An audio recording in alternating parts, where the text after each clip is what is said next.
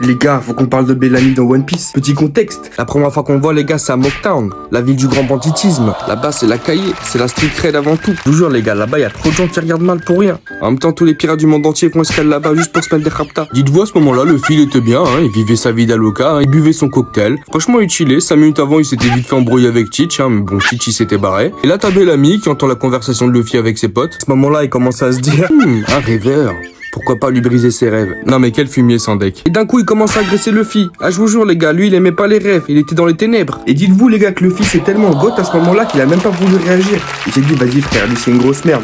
Bon ça vaut même pas le coup que je réagisse contre lui. Pour vous dire les gars, il a même interdit à Zoro de se défendre, hein, parce que Zoro il allait l'allumer. Quelques temps plus tard, t'as Luffy qui est devenu pote avec l'ancêtre de Norland carrément, avec son groupe de singes. Il lui me butait de rire là avec sa chapine qui poussait sur sa tête. Et là y a qui arrive? Y a Bellamy gros qui commence à tous les malaxer. Luffy dès qu'il a appris ça frérot, ni une ni deux, il est parti faire son meilleur sprint, champion olympique, il était plus rapide qu'Usain Bolt. Luffy dès qu'il l'a vu, il a pas déconné, une seule patate et c'était plié. Après on en a plus trop entendu parler, jusqu'à Dressrosa, où visiblement il s'est mis au bodybuilding. Évidemment son travail les jambes, hein. Tu dis ok c'est cool et tout, on va voir ce qu'il vaut maintenant.